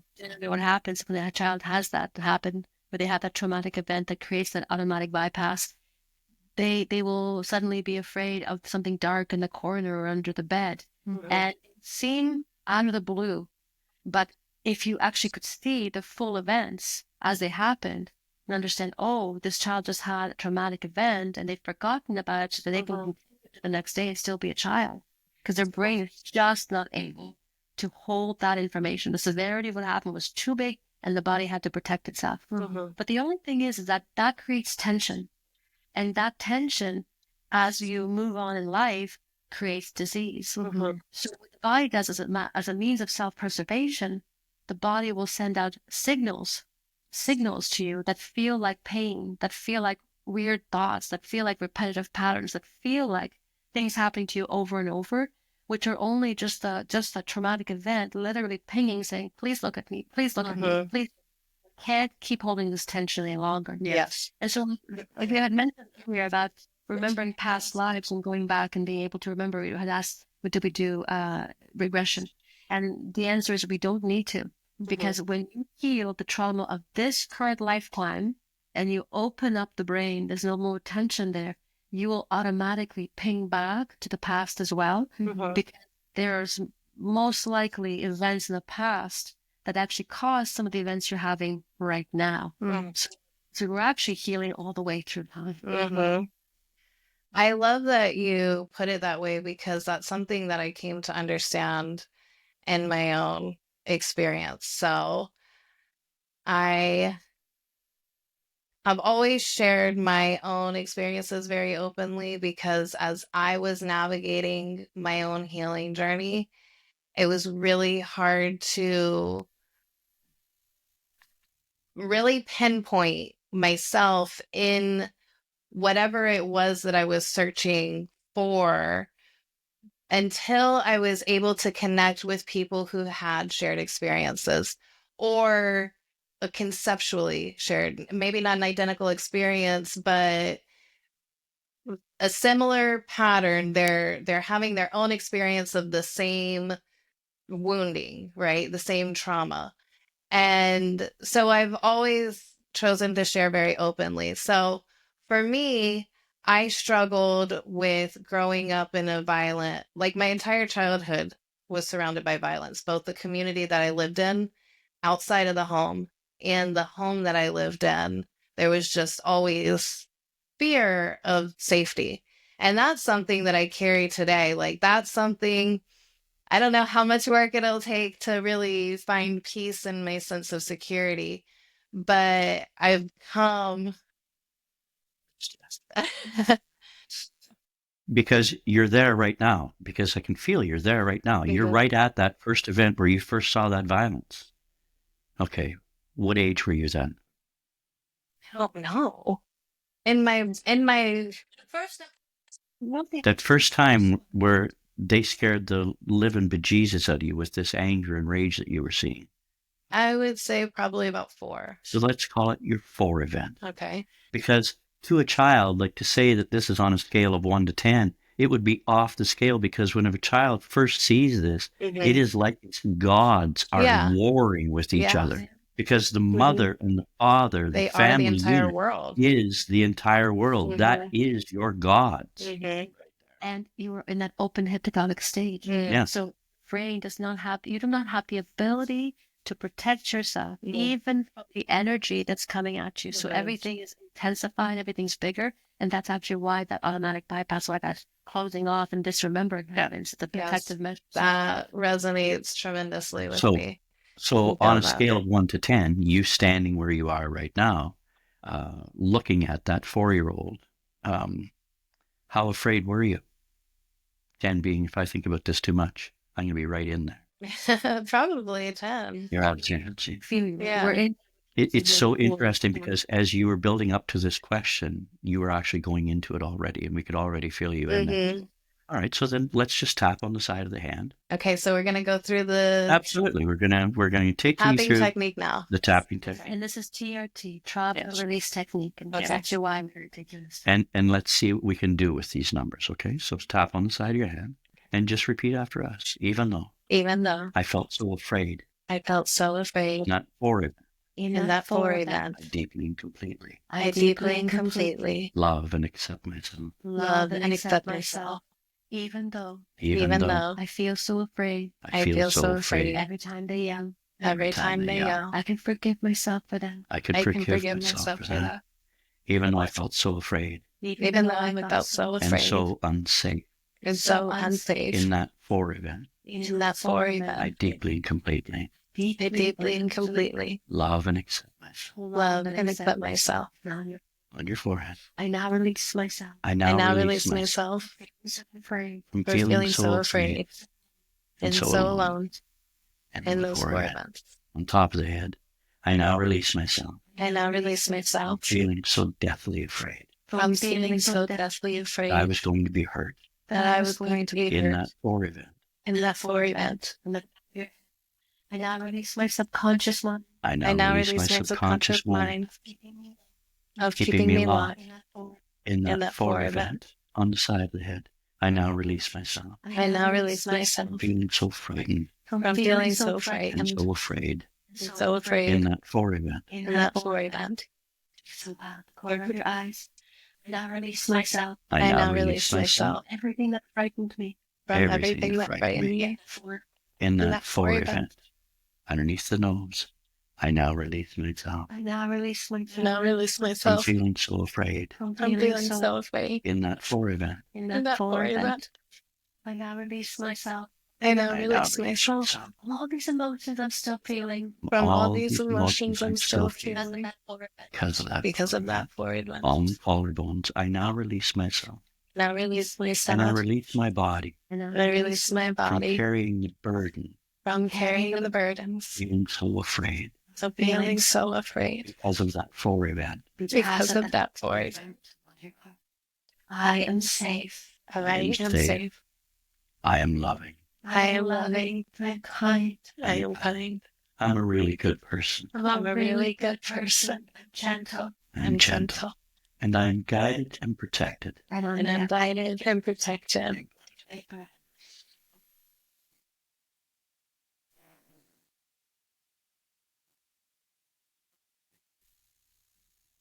Feels like a lifetime, doesn't it?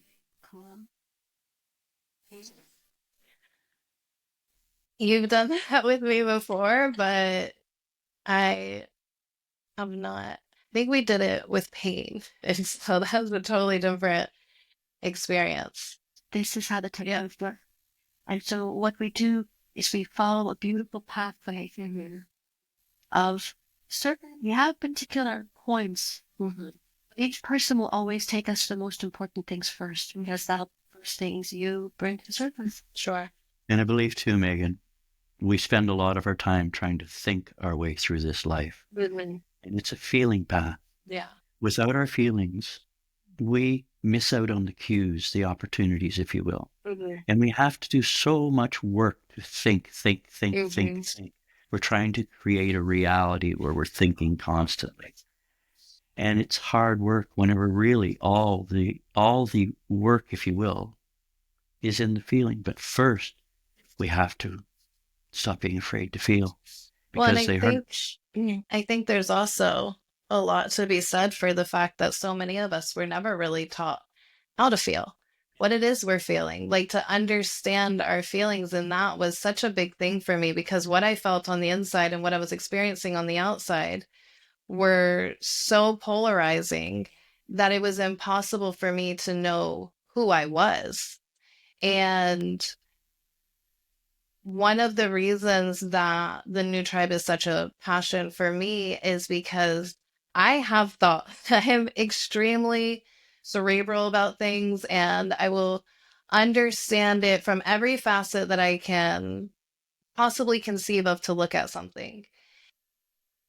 And so I've put in a tremendous amount of work. And then once I get to a certain point, I'm like, God, it didn't even have to be that hard. We all get to that. And that's why I am so fascinated by and appreciative of the technique that you've developed and the work that you do, because I know that it is a tremendous service to enter an emotional space with someone like that when you're really feeling into them. And I understand where y'all are coming from because we've looked at your human design. And we're not quite there yet. So I have to ask you a question on a scale of 1 to 10. Where are you now in that 4 event? On a scale of 1 to 10, I would say that it's probably now a 2 or a 3. And it's very, we always talk about spherical time. It's almost like that 4 event version of myself now has the connection to my current self and can feel like now I'm connected to that part of myself. So in that time, in that space, which I understand always exists and is always being experienced, now she knows that I'm here. Just Which brings us to a little fun experiment if you want to try it. why not? Y'all already made me cry once. Because I love this experiment because this is you reconnecting all the portions of yourself that you've left across time. So we're using one tiny, what seems like insignificant event, but it's not. It's so huge, as we'll keep explaining as we go through this. But for now, because you said that connection is open, I want you to close your eyes. We're here with you. And I want you to feel her, that 4-year-old, as she is so frightened. And let me know when you've connected with her. Okay. And you feel her fear. And I want you to approach her and I want you to say these words to her out loud. I am so sorry they scared you. I'm so sorry they scared you. I love you. I love you. You have been so brave. You have been so brave. You're so courageous. And you're so courageous. I love you. And I love you. And I'm so sorry. And I'm so sorry. I left you here. And I left you here. Forgive me. Please forgive me. I love you. You're a really good person. You're a really good person. Now pause with her for a moment. Does she believe your words? Yes. Spend a moment with her and just love her for a moment and tell her she's safe. Because here we are now, in this now moment. And you can invite her into here with you.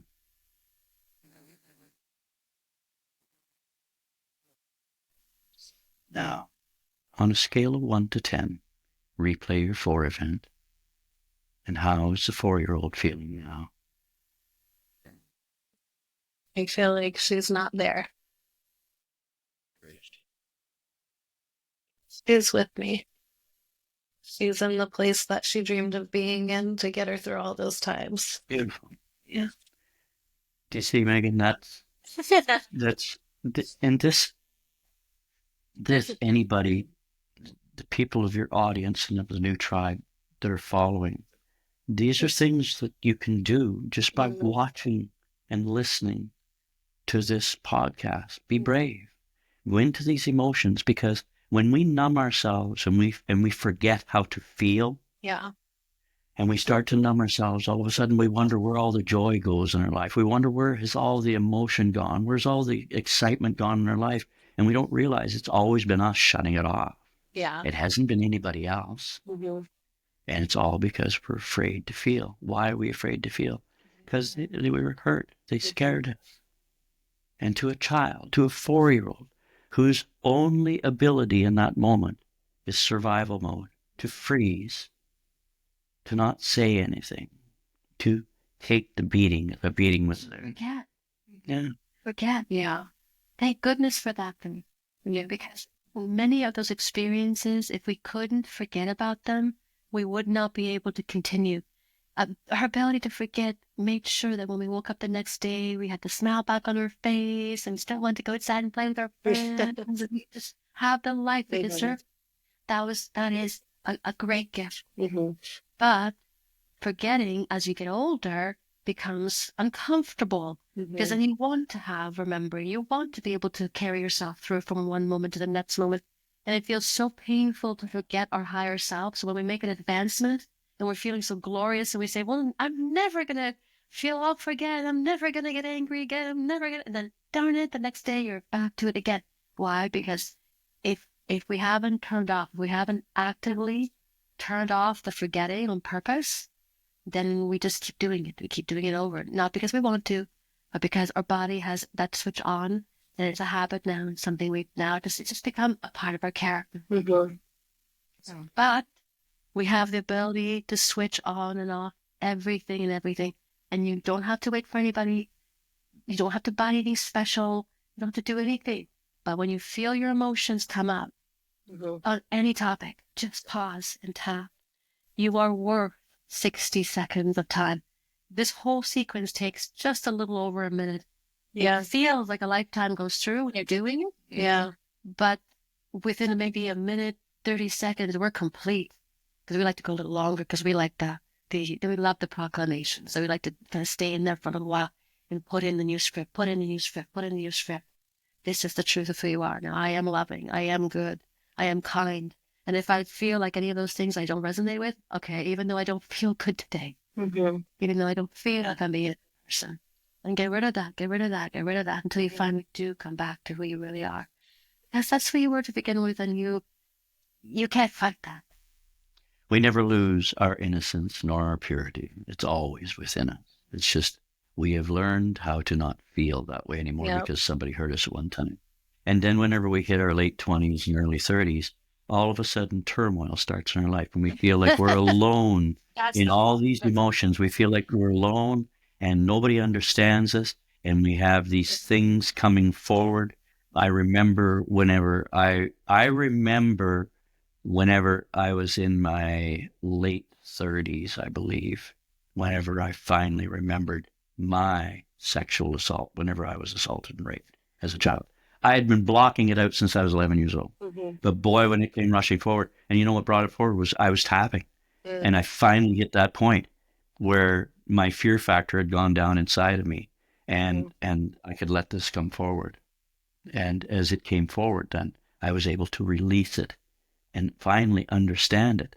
But I also understood so many things. I wouldn't trade that event for anything, because by that time in my life, there was so many things that I was able to accomplish because of that event, because I had learned how to, have this rock foundation inside of me with my emotions. And then I realized what I was missing out on. I was missing the joy in my life. And so that's where it all comes in. The 30s is about as long as your body can hold it. Yeah. Yeah. This is why most of us hit a peak. This is why we see a drug problem. Yeah. And I feel, again, this is another stage of that neural development. We think, this is the biggest one. We think that we're adults when we hit our 20s. Can you imagine? Yeah. We don't hit adult brainwave frequency until 40. All that lead in your 30s, this is why the 30s are such I almost want to say a traumatic time, right? That age can be. Because everything's coming forward in that time. Everything's coming forward. Your body basically says, look, this is all I can do.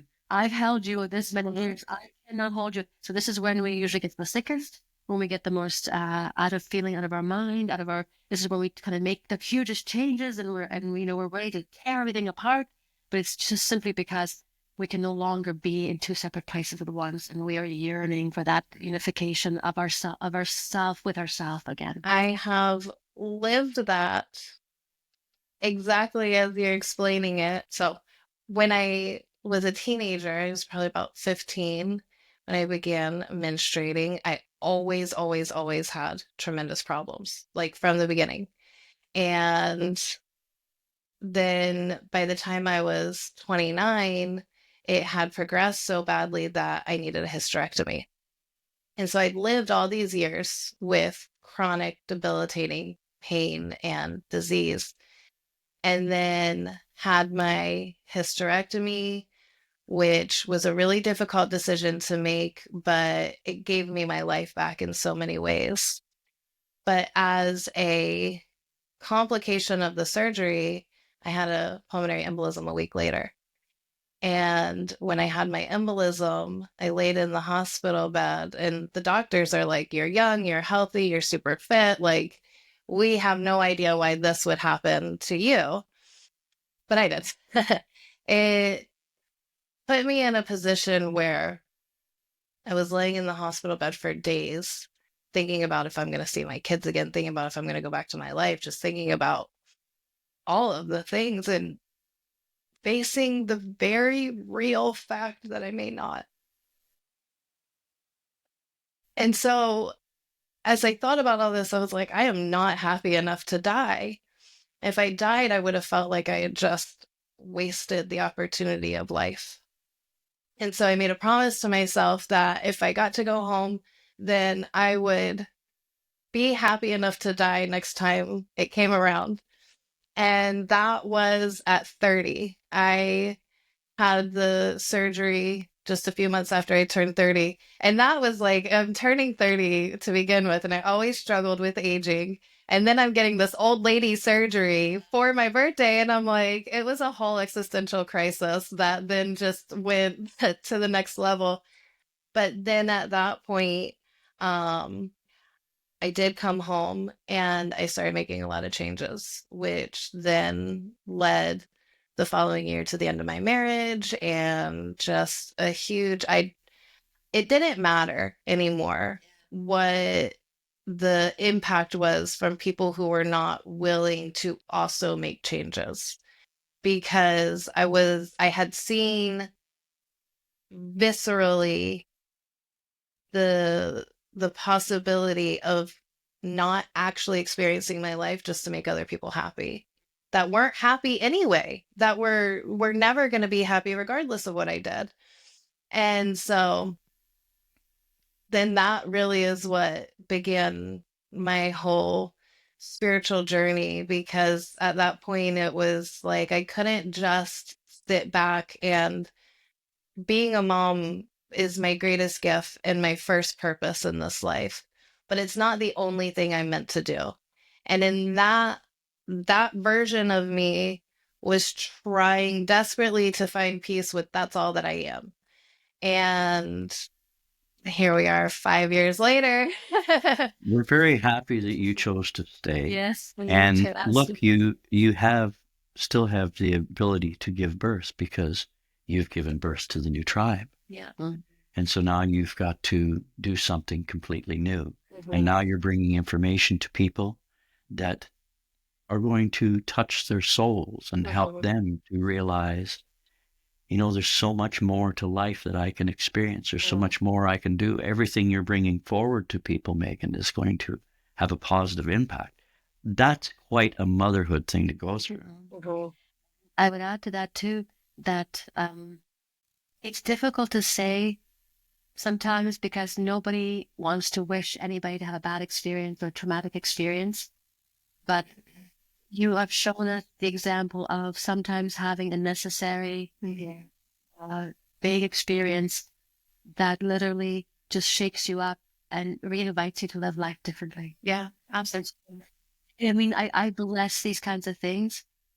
I would love to have met you, like I said, 25, Yeah. and start talking with you, Yeah. and just seeing if we could have changed your pathway. But here's the thing, you see, there is no wrong way. You had to go through that because you went through it. So we have to honor the fact that whatever we went through up to this moment, however we went through it, was perfection. Absolutely. Except that the only thing is with this perfection, it's perfection, yes, granted. However, does that mean that you should still have unconscious parts of yourself that are unexplored and working against you? Should you still have bad feelings towards yourself? Should you still have dis-ease in your body? Do you deserve to feel bad? Or are all these things just the results of that stuff that happened? Mm-hmm. But now we have the right, as sovereign beings, to finally move the way we want to move.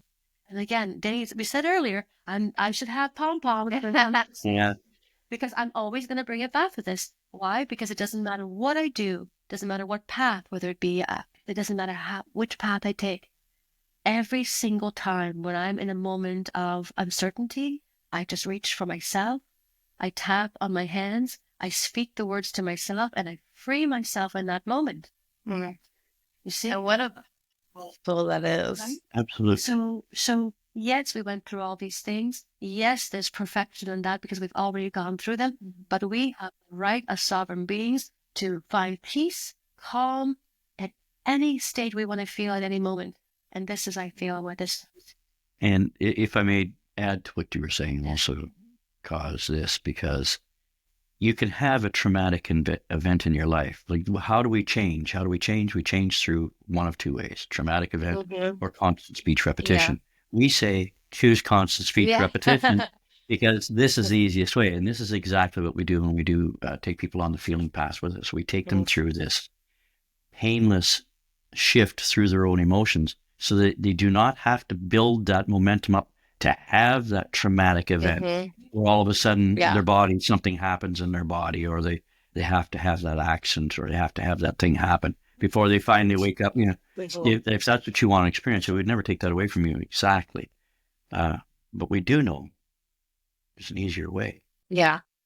Well, and that is my point as well. Like, that's why it's so important to me to share work like yours.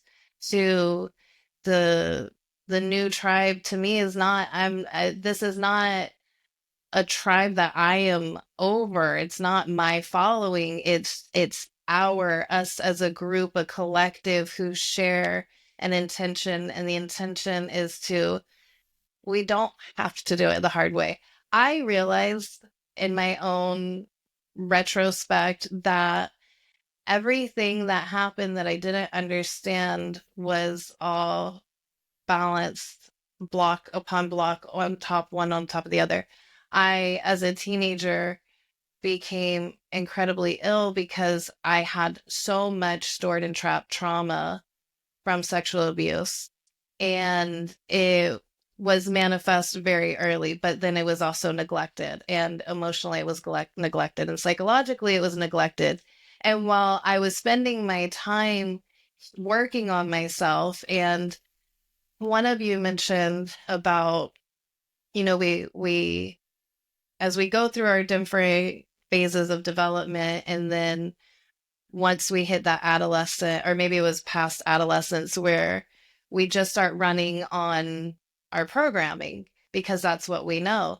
And that became acutely highlighted to me when I became a mom, and when my first son was 2 years old. And you know how the terrible twos can bring out the worst in you.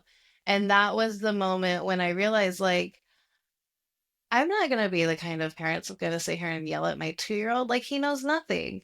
And I felt the rage that I had experienced, but there was just this part of me that absolutely refused to allow it to perpetuate. And so then, as you know, trying to process that in a new way just became this tremendous struggle.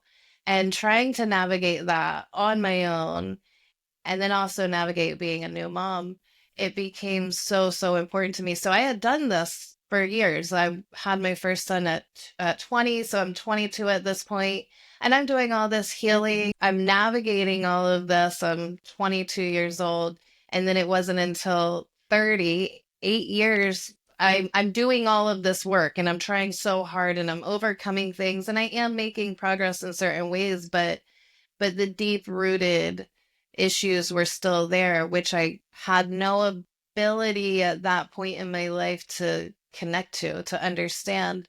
And so for me, I had to go through all those things so I would be here.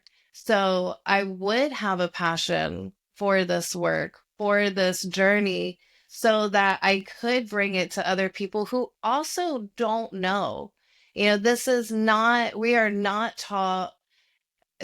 You're super blessed if you grow up in a family that teaches you any sort of emotional intelligence or how to self manage, self care, regulate, any of it.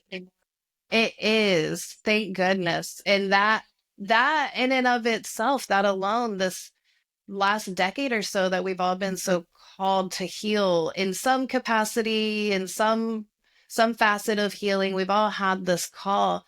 And more people are like, okay, what does it mean? What am I doing? And so that's why it was so important to me to have you two here so that we can share this information, because it doesn't have to be hard. We do not have to get hit by a truck. Yeah. Oh, I'm sorry. That was sensitive. Yes.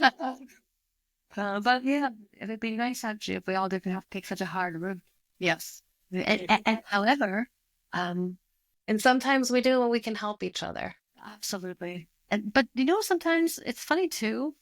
I think as creator beings, we like a little bit of contrast, honestly, because we meet sometimes people who don't have a lot of bad things happen to them, only have a smidgen, and everyone sometimes will hold on to the most turmoil. And I find it's because they're almost like searching for insight. Yeah. A story. There's a line that Danny often says that I love so much about the dreamy. Good. Oh, oh yeah, from that movie Australia with Hugh Jackman in it, and they're talking about small Aboriginal boy, and he said the boy has to go on his walkabout, and the character of Nicole Kidman said, well, but she loved him, she wanted him to stay. She didn't want him to go because it's a big world, and he was just a small boy, and he said he has to go on his walkabout, so he's got a story to take back to the dreamy.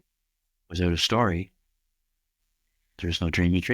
I know we have to have a story. And at the end of the day, we can be the victim of the experiences.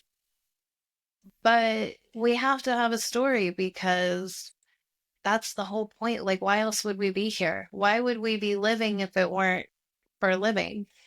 And good, bad, or ugly, that's life. It's time to turn the page. It's time to new chapter. And It's time to let go of our need to be victims or to write a story from exactly. a point of view. We've done that. We've created all kinds of words around it. Yeah.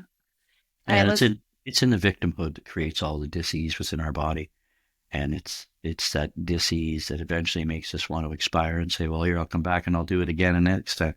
Because you will be back, because you're eternal. Yeah. My soul said this time, you will not forget. Do something different. It's so funny. Imagine yourself sitting around. We're all sitting around because we all know each other, obviously. If we're in company right now, it means we've been hanging around with each other for a long time, many lifetimes. But imagine we said, okay, what are you going to take in this time? Well, I'm going to go on. I'm going to take some of this and some of this and some. Ooh, I don't know whether I want to try that, but I'm going to try some of this over here. And we're all kind of picking what we can do, because we can say, I can go in there, thoroughly forget, have all these traumas, and I'm so good at this.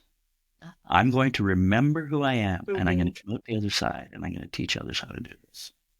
And maybe this is part of the fun of the game of life, that just knowing that we have been doing this for a long time. And so this one we chose this time, and I'm going to thank every one of us, for everybody who's involved in this, because this time we decided enough with the old story, enough with the anger, enough with the fear mongering, enough with the hatred, enough with all those off feelings. Let's create something we've never done before. Just let's create from that path of feeling, sensation, and love. And love, which is the ultimate, all that is. So might as well just accept it.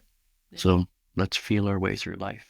So we've been going the fear path for a while, and now We've been on ready it to for a choose while. the love path. What Danny's books says, at the end of fear, there's something brand new to have. Yeah. I love that. Thank you. Okay, are you ready? I did not know until the other day when we came to visit you at the bus that this is the first time you are seeing a physical copy of your book. So Paul wrote this fascinating book called Driver's Seat, and I'm going to let you hold it for the first time now and share it with us. Congratulations. What an amazing accomplishment. Thank you so much. It was ready. It was ready to be let out into the world. Uh, I've gotten to skim through it a bit. may I tell you a little bit about I would love it. Please share with us. So it took me 9 years to write. Okay. So it was a A time traveling manual, I would. it took a long time to actually write. So it was written over the course of 9 years. It is primarily what I would call channeling, but it's channeling. It's me. We're not externalizing. It is simply tuning into. Maybe I need a new word. Tuning into the energy that's me along my own timeline. Yes. Okay. However, it's a universal timeline because we're all Yes. okay. So the book is, of course, the novel. So it's meant to be written as I mean, read as like a story, but it's also a companion. It's actually a manual, and so it's really meant to be a friend that guides you and that grows with you over time. So I'm excited. I'm so excited for you. Hmm. Well, I'll just read you a little section, Please. okay? Because so everything is alive. We exist in a living multiverse, so vast and infinite that we have long ago released our collective need to understand that. It is, and so we accept its being as complete, and ask now that you also accept and release yourself from this reality bubble. The new reality you create will set forth a new wave of consciousness that will ripple out into the collective with a magnitude yet unseen and as of yet unknown. You are that. It is so. Your duty, if you prefer to see it that way, has to be now to release yourself from the imprisonment of our current platform. The story must be written forward. So write yourself free. That's beautiful. If that doesn't, did you open to that randomly or did you pick? Does that not perfectly sum up our conversation? I believe this is That's the biggest thing that if I could speak for Kaw on this book is so amazing is because it is this companion book that when you carry it around, there is always a message in there for you. You just open because it's timeless. And I believe time traveling manuals as you travel through time with this also, that it's quite remarkable the insights you gain from it. Now we've been testing it for the last because I wrote it in 2017. So for the last how many years is that now? 7 years? Has it been seven? Yes. So for the last 7 years, I've been we've been selling this book just hand to hand. So basically, and those people who have the original copies, I'd say hold on to your copies because they're going to be collectors one day because they have their own cover. They look different. But this one here, this one I felt I was finally ready to release out into the world. So it is. so you can read it forward, of course, but you can also read the book backwards, and that's what really makes it fun. So the book actually, if you read it right from the back, is also the beginning.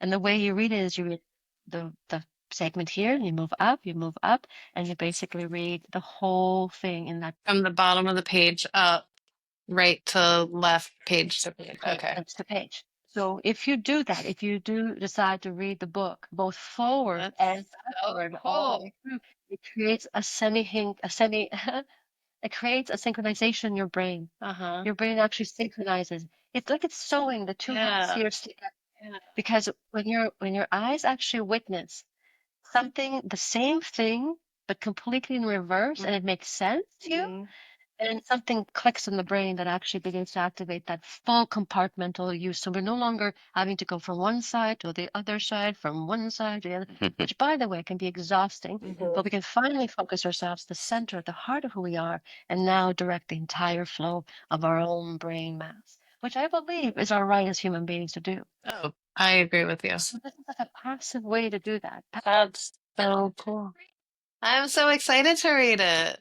That's incredible. And there are clues in there Little Easter egg. that if you resolve them, it is going to put you that much closer to finding the solution of time travel as you wish. And that's a fact. That is a fact. Everything in here that's necessary to movement through time, not in the Hollywood version of things, but in the true how to move yourself in time is in here.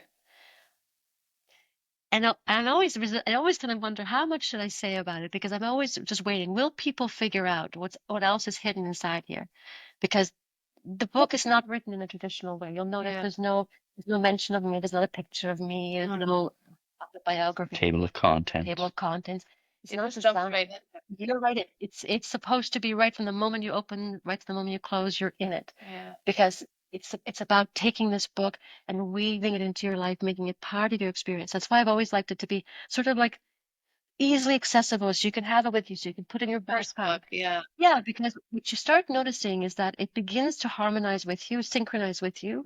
So when you're, for example, let's say you're driving, because I like numbers, you see license plate and you go, okay, 1131. Oh, that's interesting. Okay, so page 11. Okay, or 1131, I might go 131, first paragraph. Depends how I feel it. So I said 1131 to 11. So I go to page 11 and I see what message it's giving me. So 11, and let's say 3, 1, 2, 3. Everything is shifting, especially you. And that's always powerful. Right? So it'll always lend you a moment. And my initial, before I started writing this, all I wanted was a book that wouldn't let me down, that would lift me up, that would fill me with love. I wanted something that was built on love. I'd written many, many, many sad poems. Yeah. I'd written many sad things, and I knew what that felt like. And I was like, can I do something that doesn't have to be sad or hurting or coming from that point of view? And this. So this book was truly a product of your work, of you moving yourself and more into this frequency of love through your creation. Definitely at that base level, yes. And that's why you can, when I received the book, started reading through it. Oh, thank you. I'm going to have you sign it for me as well.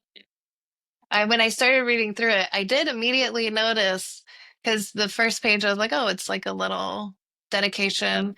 But then I was like, wait, there's no title page, there's no table of contents, you're just in it. And so I was immediately captured by that.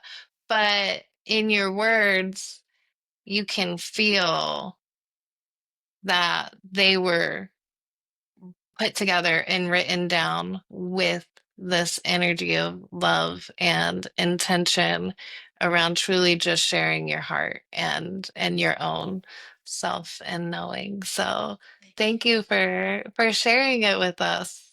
I'm looking forward to reading it and getting the kids to read it as well.